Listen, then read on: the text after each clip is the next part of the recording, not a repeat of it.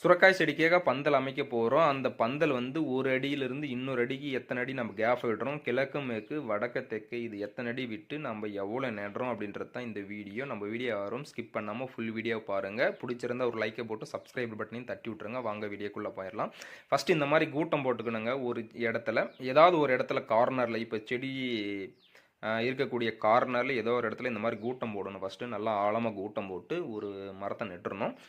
நல்லா ஆழம் போடணும். நம்ம வந்து ஆக்கரை வச்சு கூட போட்டுக்கலாம், நோ ப்ராப்ளம். நம்ம வந்து ஆக்கர் இல்லாததுனால நம்ம வந்து கடப்பாறை தான் யூஸ் பண்ணிகிட்ருக்கோம். அந்த மாதிரி வந்து கூட்டம் போட்டு முடிச்சதுமே இந்த மாதிரி ஒரு மரம் நல்லா ஸ்ட்ராங்காக இருக்கக்கூடிய மரத்தை இந்த மாதிரி ஆழமாக போட்டு மண் தள்ளி விட்டுருந்தாங்க. மண் கால்லையும் தள்ளி விட்டுலாம், இல்லை கடப்பாரிலையும் வச்சு இடிக்கலாம். அப்போ ஸ்ட்ராங்காகவே நிற்சிக்கும். அடுத்தது வந்து நம்ம வந்து இழுத்து கட்டும் போது இன்னும் ஸ்ட்ராங் ஆகிடும்.